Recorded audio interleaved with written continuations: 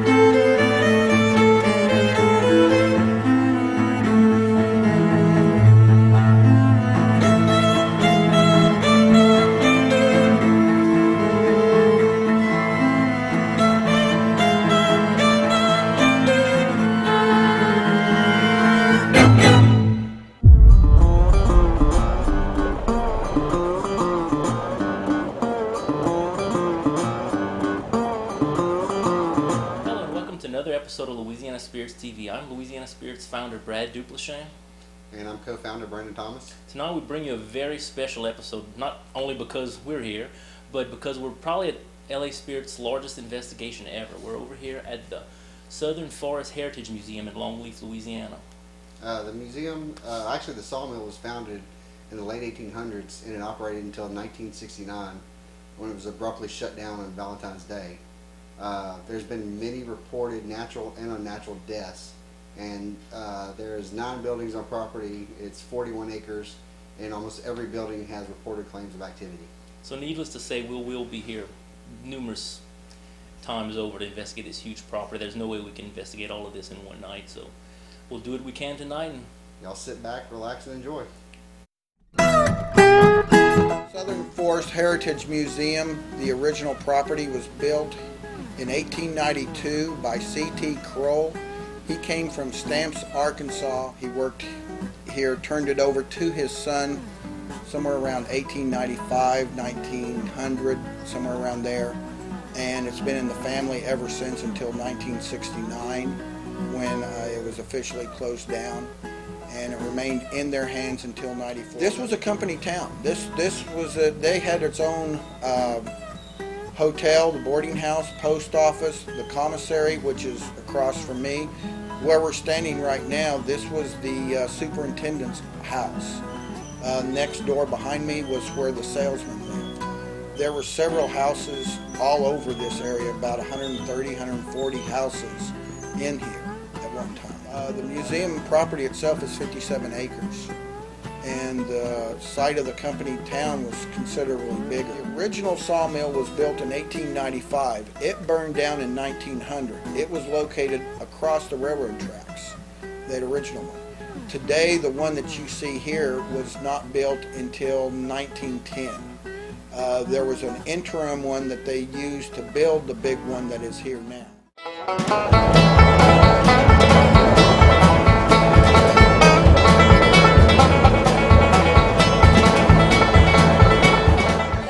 Sawmill. This is the only sawmill. There was an interim. The original sawmill was over across the railroad tracks way over there. It burned down in 1900. There was an interim built here to build this big one. There was a steam engine here. This is what's left of it. There were 5 down here as near as we can tell. Steam engines? Steam engines, belt drive system. You can see the belt drive, the pulleys back here. There's a motor for this. This was all steam powered until '56 when they electrified.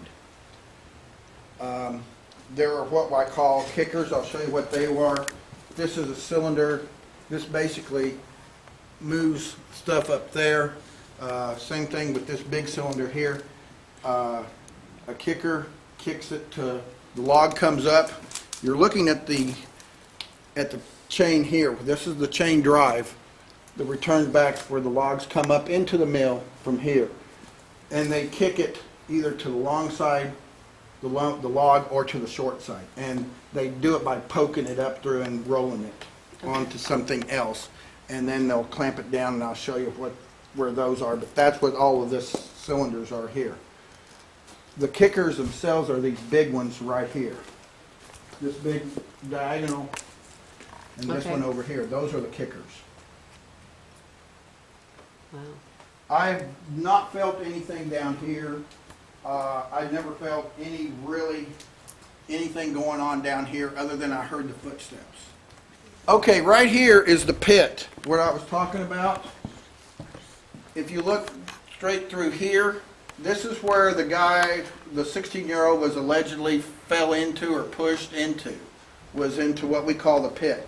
Basically what this was is where all the slag, which is the sawmill debris, the lumber that they can't cut and make boards with, came into here. When it came into here, it was fed and then it went out to what is called a hogger, which is basically a Cuisinart. It shredded the chips, made it into fuel, brought it back on this side. Then from here, it went out and that way into the fuel house to provide fuel for the mill. What they didn't burn, they went on to the burn pit. But basically all the waste came from here. These chutes here came from the bandsaws and the edger. The bandsaws are back there. This is for the edger. You know, get my bearings. Yeah, this is for the edger, was right in here. So he was pushed into that and basically, Back, I'll show you about where he was. Upstairs, I'll show you pretty easy to see where he could have been pushed. so he was chipped. Basically, he was, Yeah, they didn't get him out in time. they didn't get him out in time. It was Cuisinart did it. I will show you where the tours that I've been on, I'll show you where they felt like people were pushing them Okay. and where they were being grabbed by the ankles. Is that down here upstairs? That's upstairs. That's where I feel my cold spot is when I make that on the landing and That coming turn? right there, that turn is where I get a cold spot. Okay. And others have felt it here, but I assumed it was because of that. Right. And this is during the day, right? This is during the heat of the day. But they feel it here. I felt mine down there. Okay, there was a sawyer set here. This is his job, he was in here. He could look and see what the boards were when he's standing here, or what thickness, by looking at the chalkboard behind you. Right up in here. And it had what he needed for that day, because the salesman would come in right on that, what he needed. And then he'd look at it and say, oh, I can get 1 by, 2 by, whatever out of this. So he'd signal by hand to the guy sitting here. The guy repeated it, sent it back to him, and then this guy that was riding this was along for the ride. I've talked to the guys, and their knees are shot. The guys that were riding this thing, because they have this constant back and forth. This thing would travel up to 15 miles an hour on the way back. Not when it was being cut, but on the way back it'd go, so they were constantly getting slammed. And they had a little slight bracing, as you can, if you sit in there, it's pretty hectic. But anyway, he said here, he had a whistle to tell when they were going to shut down and do all that. His job, he got paid $1.25 an hour. This guy made almost 90 cents an hour. The highest paid worker in the sawmill was upstairs in the saw filer. If he didn't sharpen the saws, they couldn't do their job, and it was a backlog. The productivity was slowed down all the way down the chain. So that's why he was paid extraordinary high, and his salary was almost $1.50 in '47. Almost $1.50. But anyway, the other thing, these are called pneumatic dogs, where I'm standing right here. What they do, they clamp down.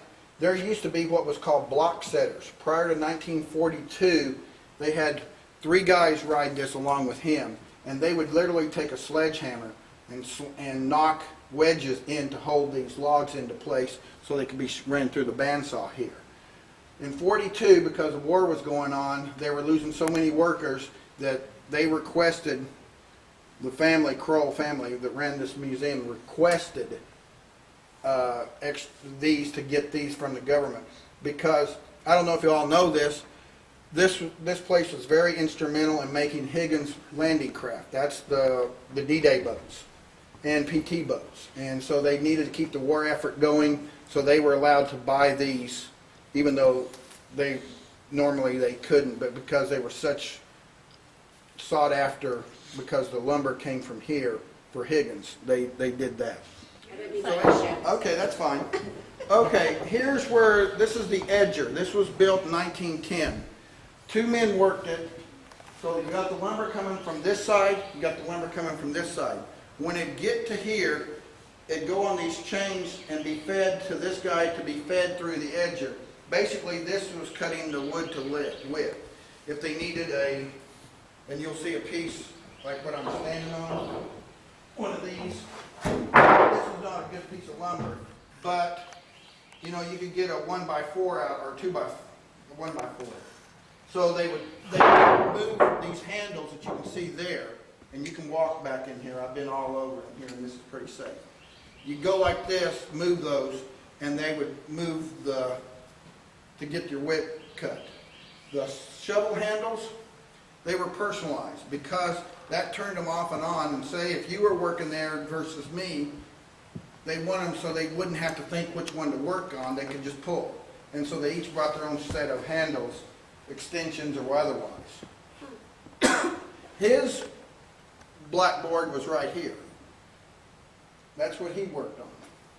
Which at that time of closing, they were looking on 4x4s, 2x6s, some more 2x6s, and some 4x6s as well.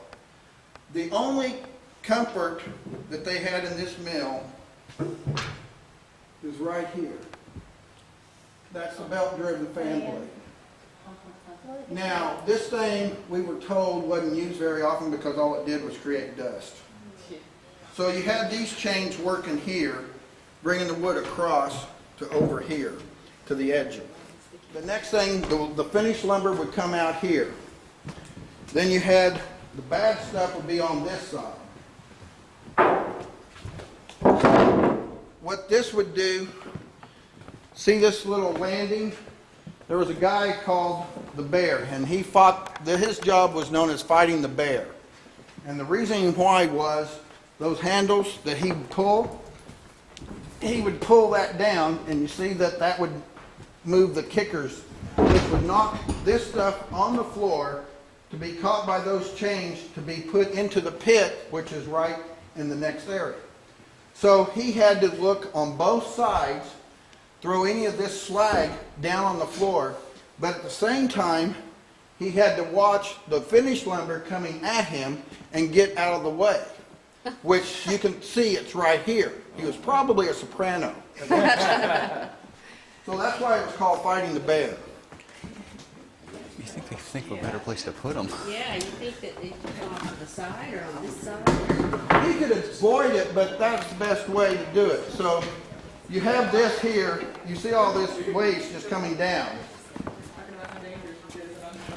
Right in here, where Tracy's standing, is where somebody I was on a tour with felt like they were being pushed into that window. And that's the one where the lady said, do you want to push? How would you like to go to a push? On another instance, I heard another lady say right there, she said, somebody just told me you feel like going on a trip. Right there. So, on another instance, I was on a tour, and here's the pit itself. The infamous pit. Can I walk up here? Yeah, you can get on there. Here's where the pit, this is where one of the other different ladies than those two, a third lady, felt like somebody was grabbing her ankle and wanted to go this way. Now, what job did he have that would have caused him, was he fighting? He was probably over here working, catching the stuff, making sure it got onto this to make the 90-degree turn out. He was probably working right in here. Or he could have been just over here walking to get out. Because you didn't want to get on that, and of course you couldn't get over there, because I'll show you the reason why. The only way out of the mill was through this walkway right here, if he was working over in this area. He was just, might have been just walking by and somebody right there. That would have been the perfect spot. So you have the lumber coming off of here, making the 90-degree turn down into this area. Now, I felt in here another cold spot, right in here. But I was assuming it was because of the windows open. But I was here and I never felt a draft, but I felt a cold spot there.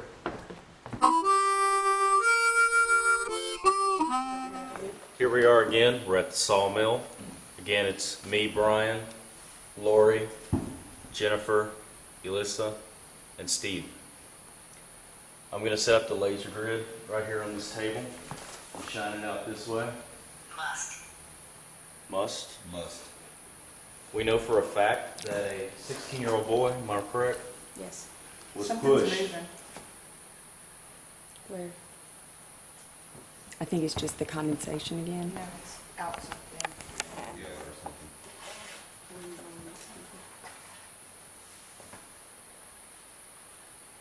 We're keeping it out. See anything? Why don't you tell us your name? The lights won't hurt you. Can you come show us what you did for a job? See, they would move like this, across, and then they would set him. Wow. You look, if that bandsaw blade breaks, he's pretty well not much, and they did. Same thing with this guy, and then there was a guy right here standing, catching stuff. You want to tell us about some of your experiences you've had? I know working different places, we've had all kind of near misses and accidents and all that good stuff. I know y'all had some, I'm sure. Were you ever in an accident?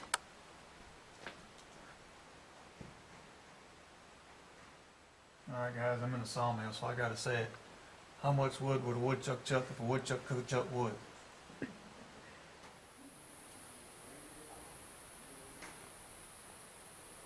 Is anyone in here with us tonight? Can you give us a sign that you're here?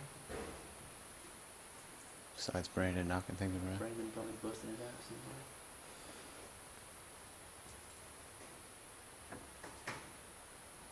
Talk about some creaking going on, huh? There's a creaking in the room. What? A what? Really big bang.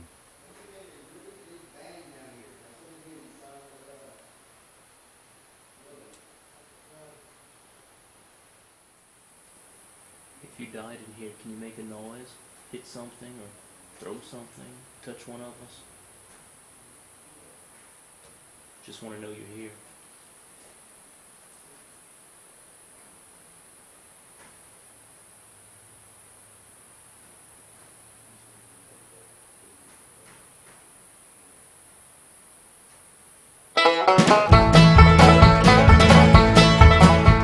In here is a turbine. This is a turbine. This is what generated power. That's an Ames steam locomotive. That's a steam engine. This is one of the dynamos provided power first in the 20s.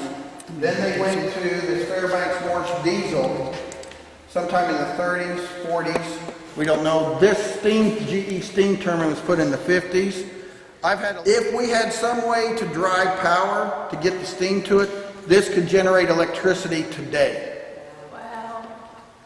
Feel free to go up there if you want. There's a staircase. It's pretty neat up there. I don't get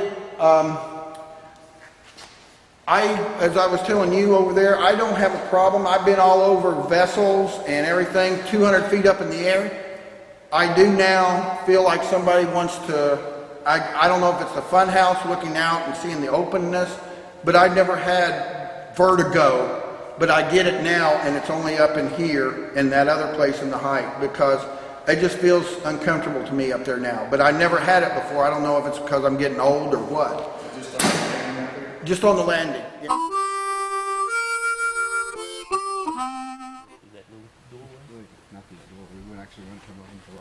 Right.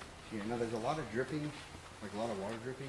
Yeah. So you will hear a lot of that. But what we heard is something sliding on the floor, like feet being dragged. Yeah. Down here is actually furnaces. You can see the furnaces.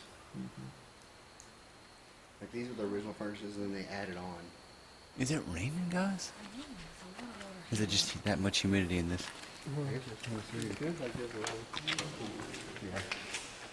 We were standing right here, about right here, and we were facing this way.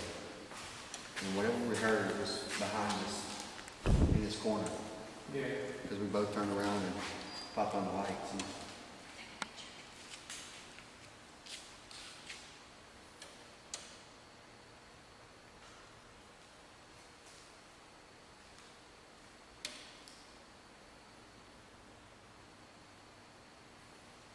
so if there's anybody in there with us, can you make that same sound again?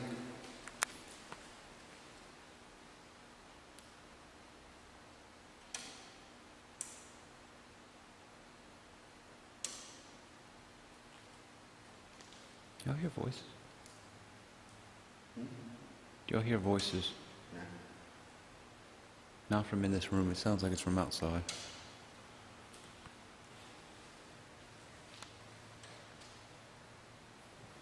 You hear how the chorus breathing? It sounded like something like this. It was pretty loud.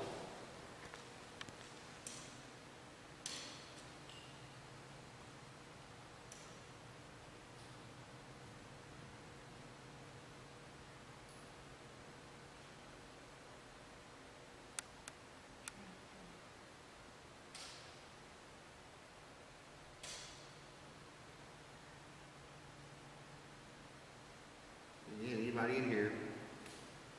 Can you walk around again?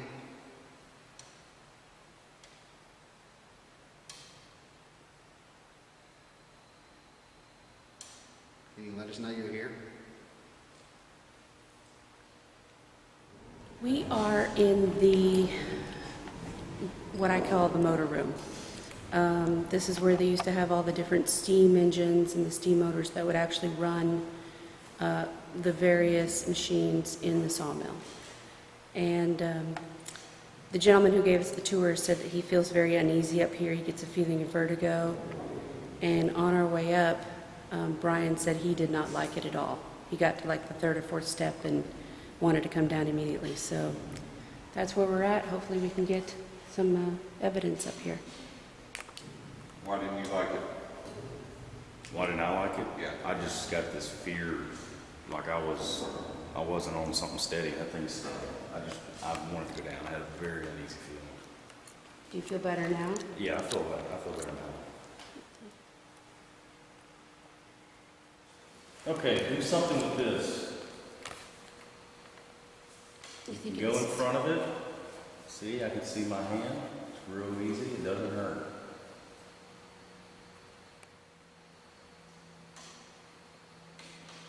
Do what she says. Oh, wow. Well, thank you. That was great. Good job. You're doing something. Make it go off.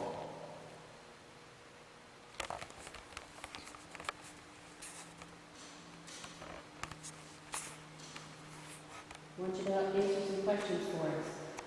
Turn it off for yes, and move it on for no. Can you answer some questions for us?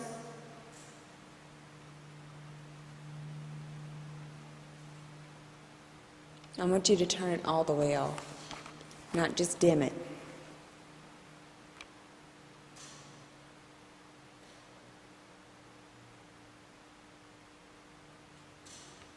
Off and on.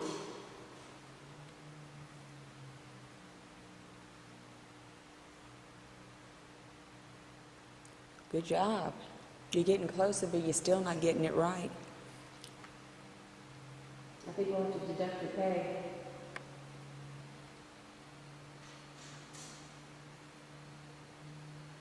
There we go. All the way up. It had gone all the way off and then back on like real fast. Because the camera can see this easier. The camera can see the light easier than it can see the dots. Yeah, I heard it too. Come back. Don't you leave yet. Nobody told you your day was over? All the way off. Is that you, Steve? He just scratched or something. Okay. All the way.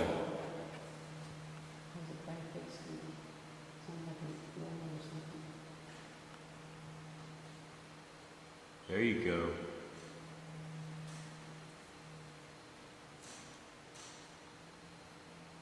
How about answering some questions for us?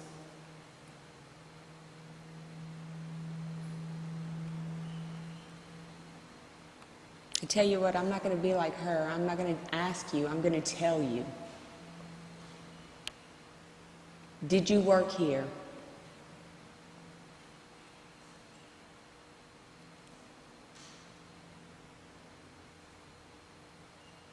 Did you die here?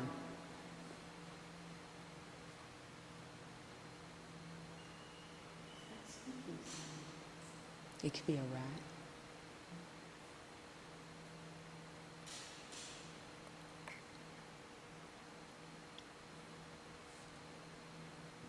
Whoa, that's a good job. So you died here.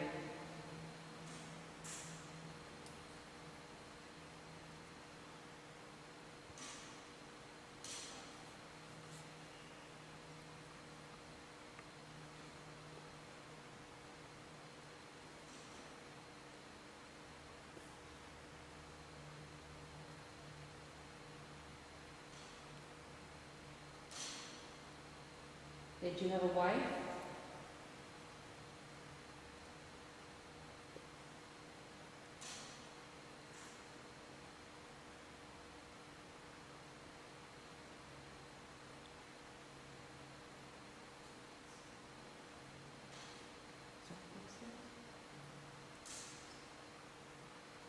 I don't know, but it's getting strange on film. I'm going to tell you that right now.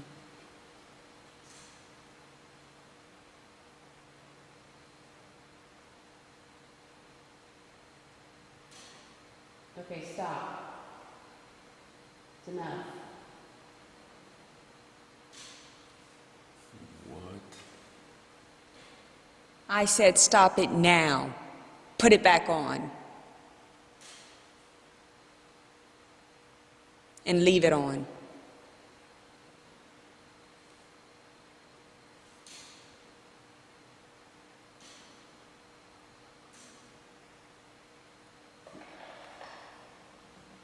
I jumped just a little bit.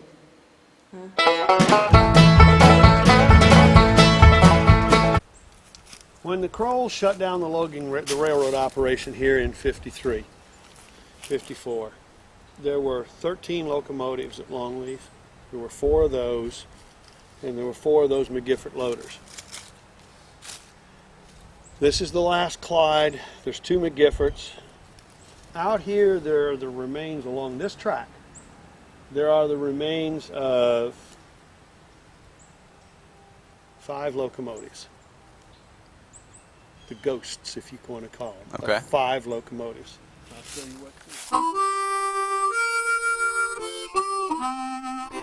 Okay, so we're going down the train track, and there's old trains that have been just taken apart down here. I'm gonna go up. Wait for me. Flash, watch out. Maybe it is. You want a boost? You don't think it's safe? Try it. That might be unsafe. Because it looks like it's coming out of the wood. Yeah. Not worried about the steel. You don't think that wood's rotted Hold enough? this for a second. I'll try.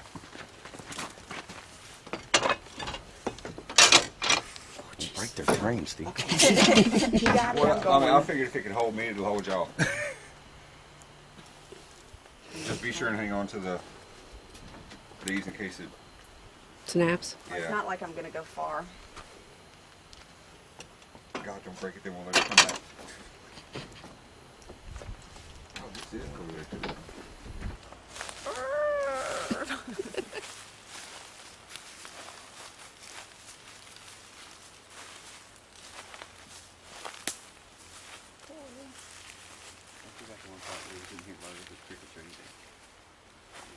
No, you start hearing a baby crying. You don't hear many crickets back here, though. Brandon, what's up behind you? That would be something. See a little girl about reach up to his elbow, just waving. Way back there, Holding a little doll way in back her behind arm. the tracks. I'm not gonna turn around. Or an old man walking with an old lantern, just swinging. Or somebody with like a big sickle. Still not turning around.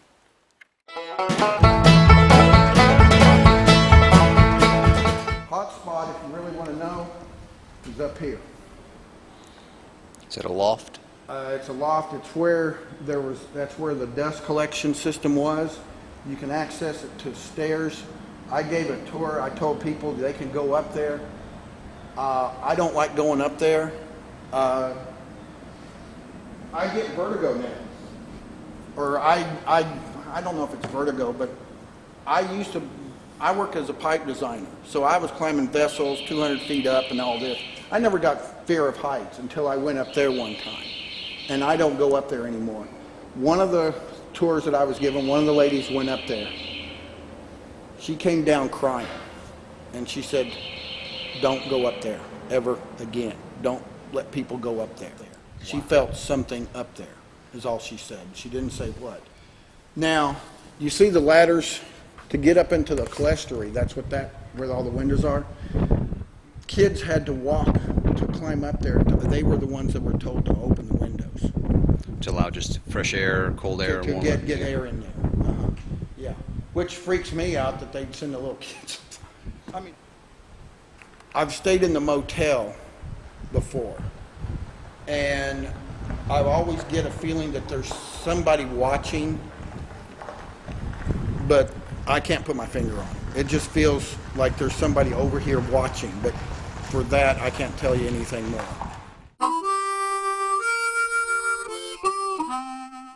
Is there anybody in here with us? Anybody who used to work here? If somebody's here with us, can you let us know you're here? Can you make a noise?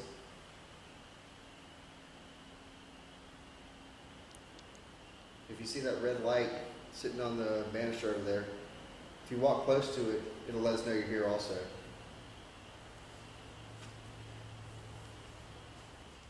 Or maybe you died here on property.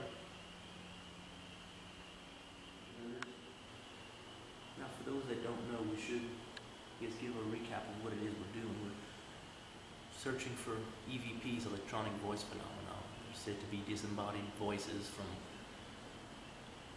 spirits beyond the grave, basically. And we're just using my handy dandy voice recorder. Yes, and we're just sitting here, kind of feel weird sometimes, just talking to yourself, asking, trying to interact with whatever's here, if there is something here. And majority of the time, you wouldn't hear nothing. And when we play back our voice recorders, we're looking for any strange noises, sighs, or actual words, or even sometimes sentences. EVPs are broken up into 3 categories: class A, B, and C. And A being the best quality, very clear words, multi-syllables, and even sentences, all the way to class C's, like I said, which is just moans and knocks and footsteps or something. In a place like this, it's great because we have no cross-contamination, no one walking above us or anything. Just a few crickets. That's about it. Anyway. You hear that? Like a knock or something. Sound like some knocking or movement. Is that you making that noise?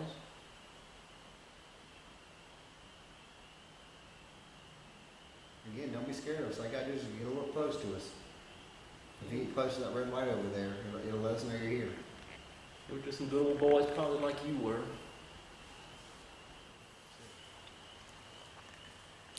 You want to check out that other boiler room? Yeah. That guy was telling me that a woman went to walk in the room, and she immediately felt a presence or saw a man there that was shoveling something into the boiler. To the right is the one that woman says she sees a man in.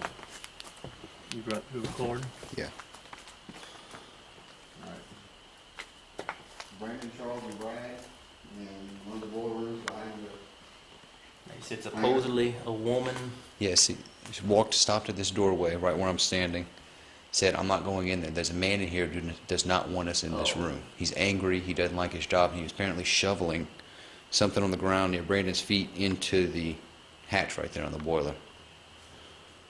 Is there anybody in here with us? Okay, hang on. I just heard something behind me.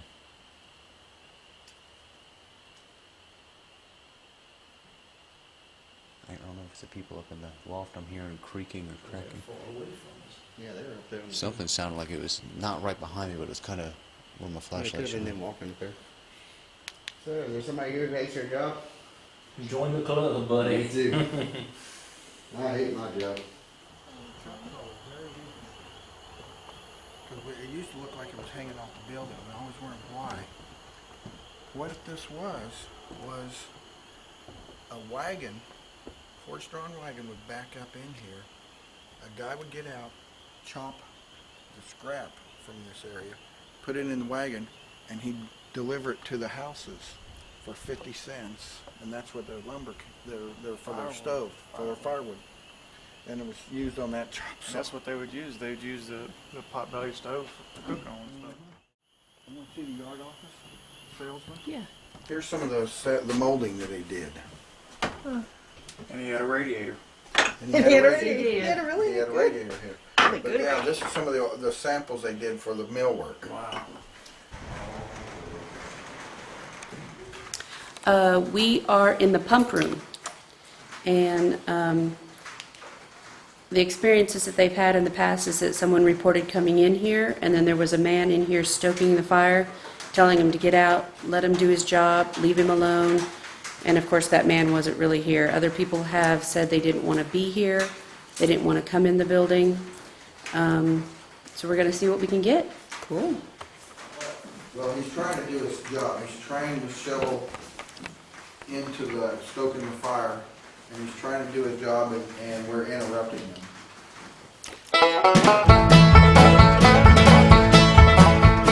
Water car, or tender, what they call a tender, is off of engine 204, which overturned in the woods and killed the engineer and one guy riding on the engine. And pieces of it are still out in the woods. They brought that back and salvaged it. That was the last fatal accident that the Crowells had out in the woods. It just kind of has a, Just some of these pieces have bloody histories. This is our machine shop, which is the last operating belt-driven machine shop in the United States. Every machine in here works.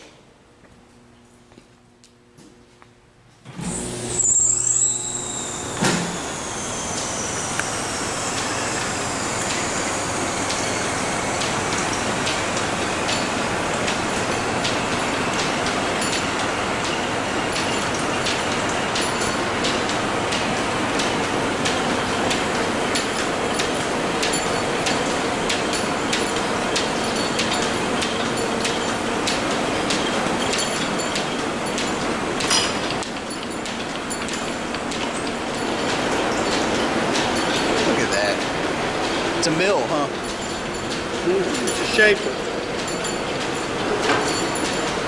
That's wild.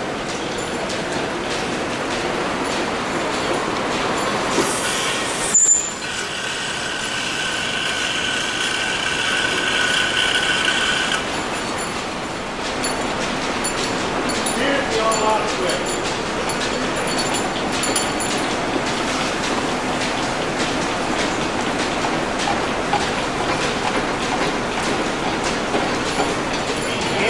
Metal part that you needed. Any metal part you ever wanted can be made this way. One thing they didn't have here was what they call a steam hammer. So they couldn't form sheet metal and thick sheet metal. They farmed that work out to the foundry in Alexandria. But everything else, this was their main location where they maintained up to 27 or 28 engines at one time. If an engine needed servicing, it was sent here to be fixed. It was all field machinery that they ever needed. This is the most significant piece of equipment we have. You can see some interesting things on it. You'll notice that there's a chunk missing out of the counterweight here, and a chunk missing down there, where it went off the track out in the woods and got busted up.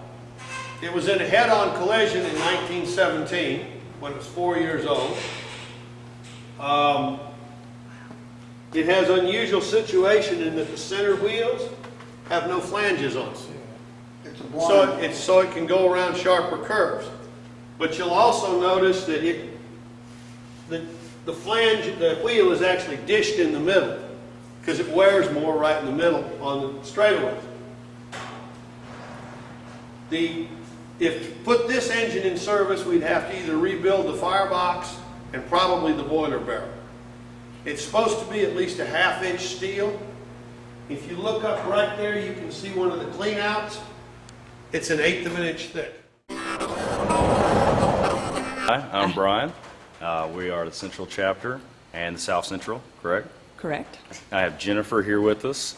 I'm Brian, and there's Lori, And Steve. somewhere over there, and Alyssa. We were at the machine shop, and we just got here, and we're already hearing something. I think it's the tin cooling. We want to know if anybody out here wants to move something or make a noise. This one says it was retired, but one of the stories was for one of the trains in this area was that it had a head-on collision and a gentleman who was riding on the front of the train died. And there's parts of that train in the train shop as well. Also, a lot of the classes that come up here, like elementary school kids, and they'll take pictures, and a lot of times they'll get figures standing next to the train, this train. Beginning EVP session, we're in the machine shop of the Southern Heritage Museum.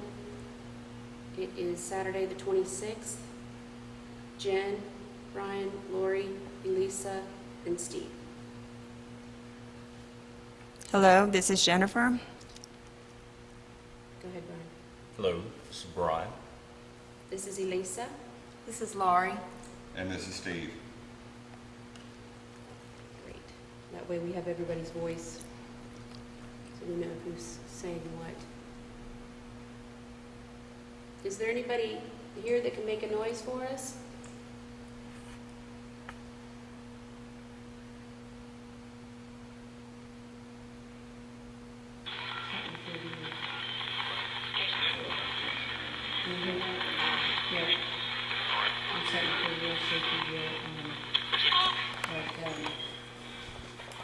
What is it?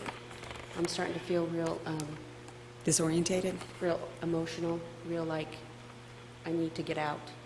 I need to leave. And that usually only happens, because it doesn't happen very often, it usually only happens when something's close by, when something's around. And it's starting to get cold over here. Who's got the one with the temperature?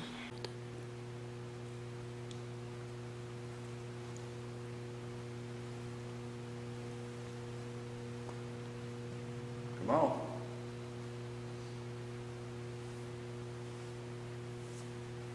You almost had it. Do the lights scare you? You can dim the lights for yes. Do they scare you?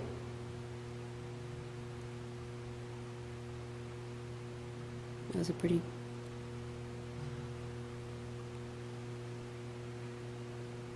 Turn it off. We don't mean to scare you. If you're scared, turn them off. Is that you, Steve? Yeah, that was me.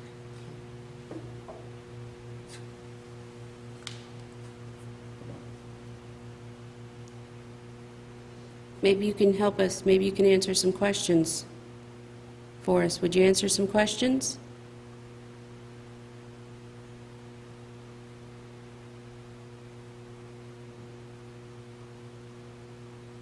Make it go bright again when you're done answering. Are you a man? That was a big thud. Dim it for yes, and let it go bright for no. Are you a man?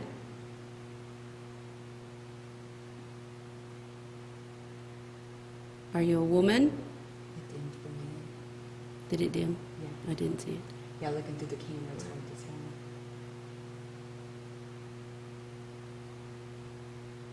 Did you work here? It was right in front of us.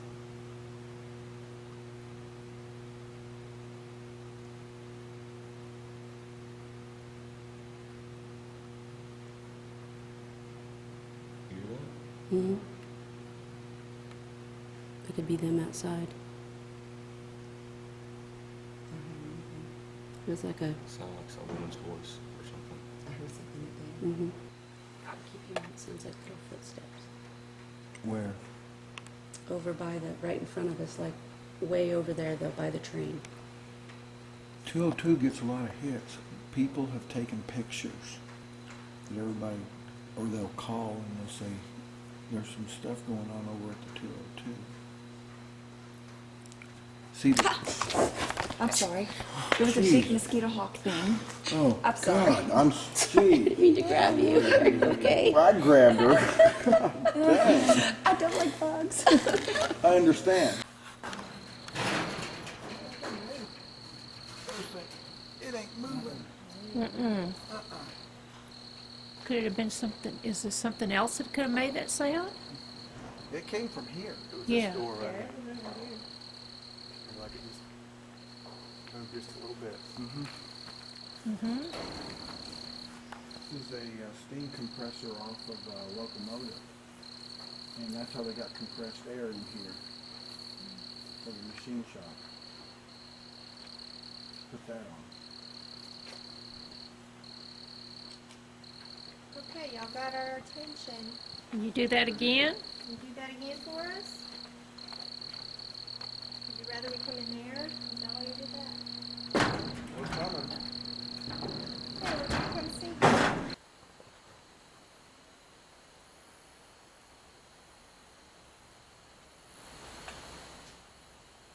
one's popping. I heard it that time. And that's not rain or anything hitting. No, 'cause you could tell if it was hitting on the roof.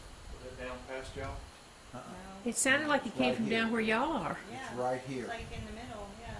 It's between, I'm sitting right at the cab where the tender and the cab meet, Right, that's and I can look through and see the other side. And it's coming right from here. Oh my God. My God, you're serious. The compressor kicked on. Yes. That is awesome. That's okay, that means there's an air leak in the air hose.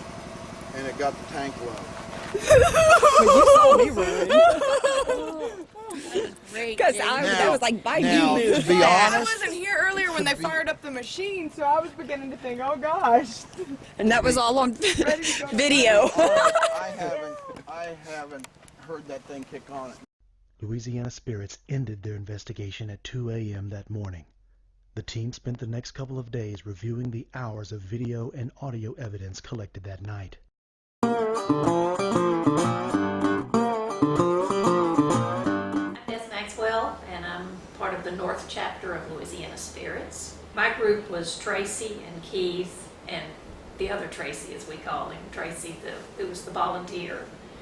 And we were in the plane mill, and we had climbed upstairs to the upper deck, and we were just sitting up there, and Tracy, the volunteer, was downstairs, and he said that he heard somebody walking outside in the gravel, and he thought somebody was coming up, one of the other team members.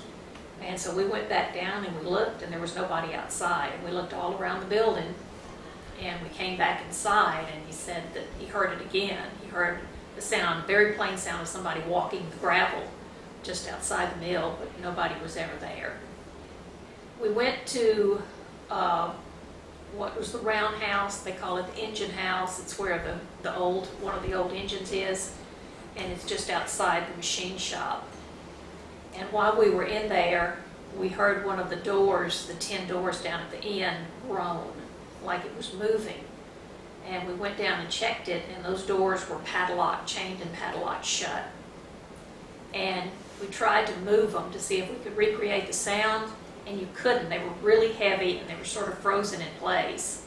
And you had to really force them to make that sound.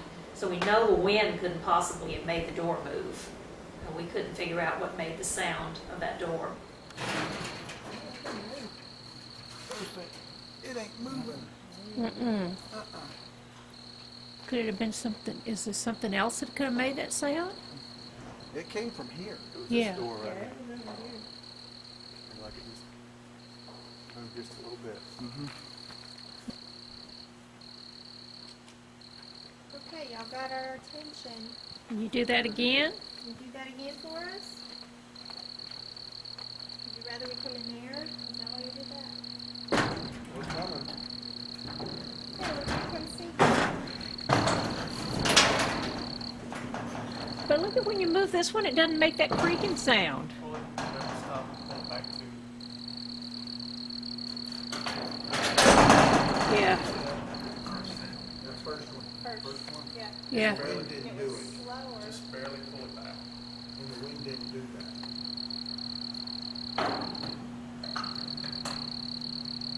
I don't think the wind can do it. I don't think it could. There's nothing to get behind there.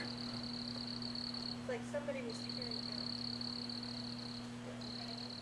Just outside that engine house, they had an old engine, number 106, that was under a shed. And we sat out there for a while talking and doing an EVP session. And we heard something that sounded like a knocking on metal, just kind of like a banging on metal. And we tried to figure out what it could have been, and we recreated it by banging on the side of the engine. And that was what it sounded like, somebody banging on the side of the engine. But nobody had done that. Tracy, our volunteer, had a light, had a flashlight. It was kind of like a lantern. He was holding it in his hand, but his hand was not anywhere near the switch, and the lantern turned on all by itself. He said, "Look, my lantern turned on," and as soon as he said that, it went back off. But he had never touched the switch. And then we were standing at the rail there, and I was over here on the left side, and Tracy was to my right, and there was not anybody on the other side of him. And all of a sudden, he kind of yelled, and he said something, grabbed my jacket, and I actually saw him jerk to the side. It pulled so hard on his jacket from the right side that it spun him around. But there's nobody on that side of him.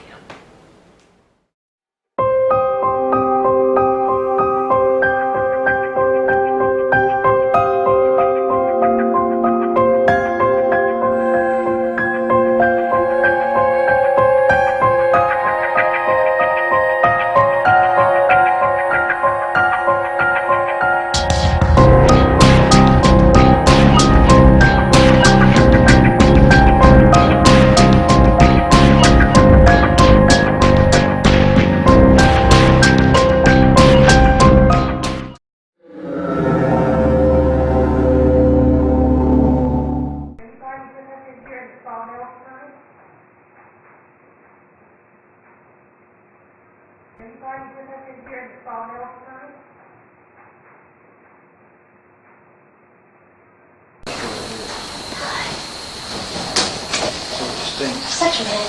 But 100 years of it. You know, every single worker.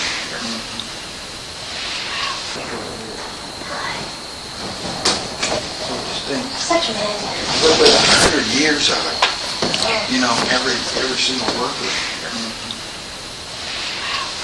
Don't fall down there. Whew. Don't fall down there. Whew.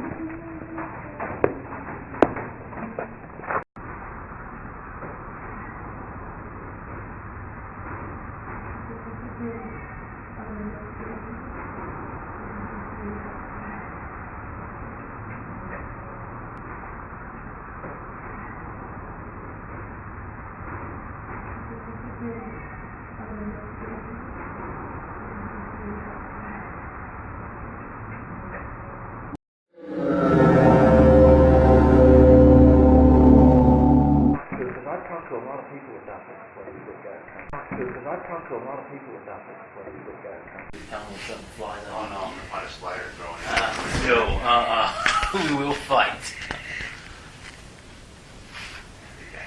Right when we walked in, I was like, I think I just heard something fluttering in The too. windows are open, so they're probably out. oh yeah. Tell me when something flies out. Oh no, I'm gonna find a slider and throw it in. No, we will fight.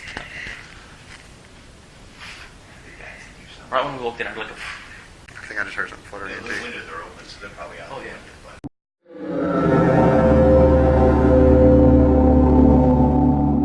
Could you tell me your name? Could you tell me your name? Louisiana Spirits want you to know that if you or someone you know is experiencing paranormal activity at their home or place of business and would like to request guidance or an investigation from a professional and experienced paranormal investigation group, please contact them at www.laspirits.com.